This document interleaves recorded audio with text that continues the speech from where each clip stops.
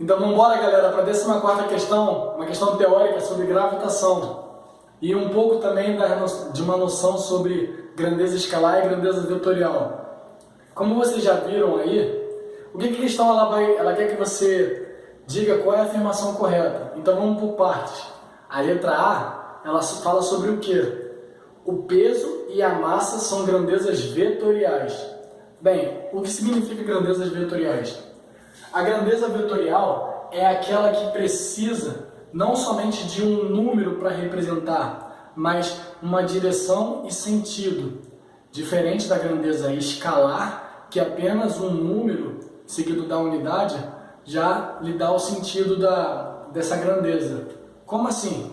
Por exemplo, se eu disser para você, eu quero que você corra a 2 metros por segundo, você provavelmente vai começar a correr.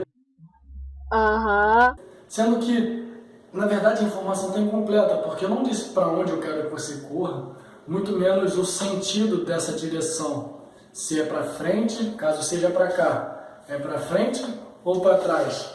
Entenderam? É necessário que a velocidade não basta só dizer o número, eu preciso dizer também a direção e o sentido. Outras grandezas que são vetoriais, por exemplo, a força. Se eu falar para você empurrar algum objeto, é necessário que eu diga a direção e o sentido também. Faça uma força sobre a caixa de 10 newtons, mas não te disse a direção e nenhum sentido. É fundamental que você tenha esse complemento. Já a grandeza escalar não necessita dessa direção e sentido.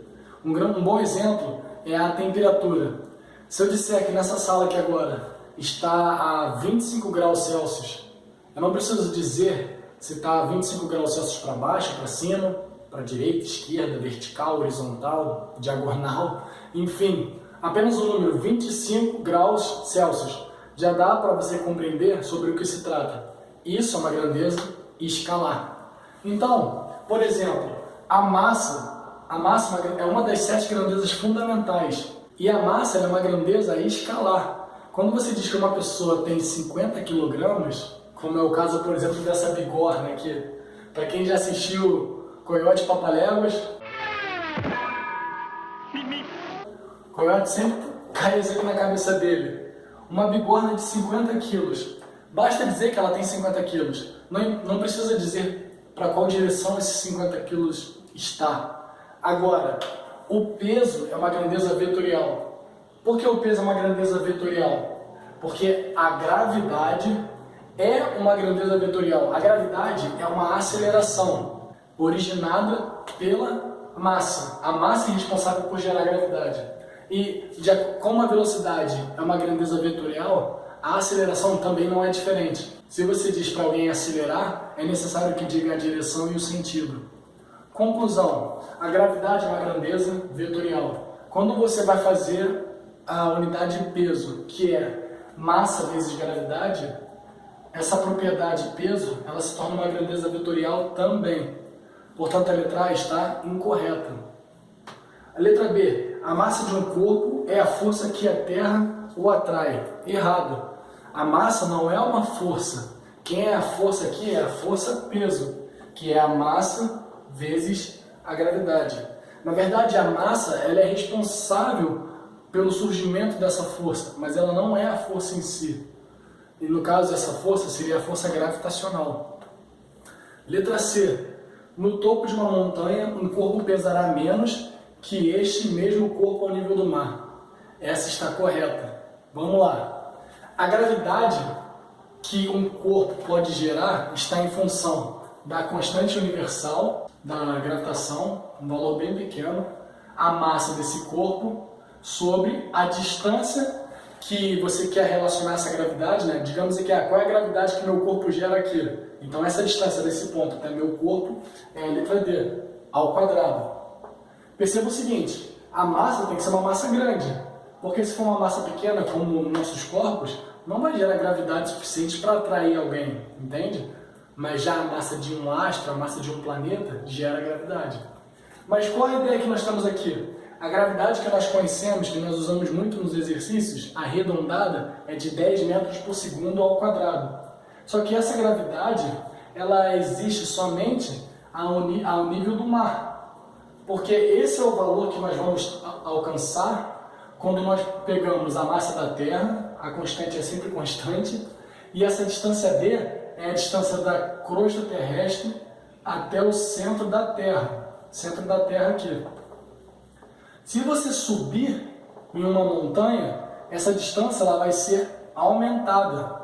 Se esse valor aumenta, a gravidade diminui. Quanto mais você se afasta do centro da Terra, menor é a atração gravitacional. Se você, por exemplo, você lança um foguete, quanto mais ele se afasta, menor é essa força que puxa ele de volta. Entenderam? Então, de fato, essa força de atração gravitacional, ela altera de acordo com a distância. E a força peso é quando nós pegamos essa massa de um objeto vezes a gravidade que acontece somente aonde? Ao nível do mar, que é um valor de aproximadamente 10, que é o valor que nós usamos nos exercícios, força-peso. Então, a letra C está correta. E a letra D? Caso fosse utilizado um dinamômetro para determinar o peso do mesmo corpo na Terra e na Lua, os valores medidos seriam os mesmos? Dinamômetro é como se fosse uma balança. O que o dinamômetro faz? Na verdade é uma mola.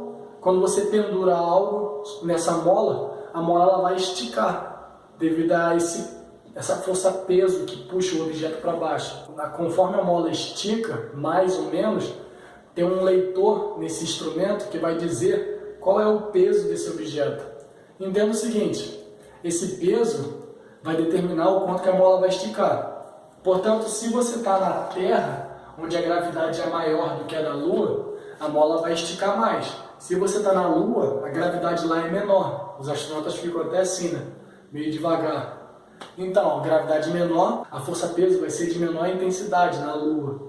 Conclusão, o dinamômetro vai marcar o mesmo valor? Não. A verdade é que o que não muda é a sua massa. A sua massa não muda. Agora, a força que o astro vai fazer para te puxar de volta para ele vai depender desse astro, desse planeta. Na Terra é diferente da Lua. Então a resposta correta é a letra C. Questão bem tranquila, mas geralmente o pessoal cai nessa pegadinha de força, peso e massa. Então vamos embora para a próxima. Valeu!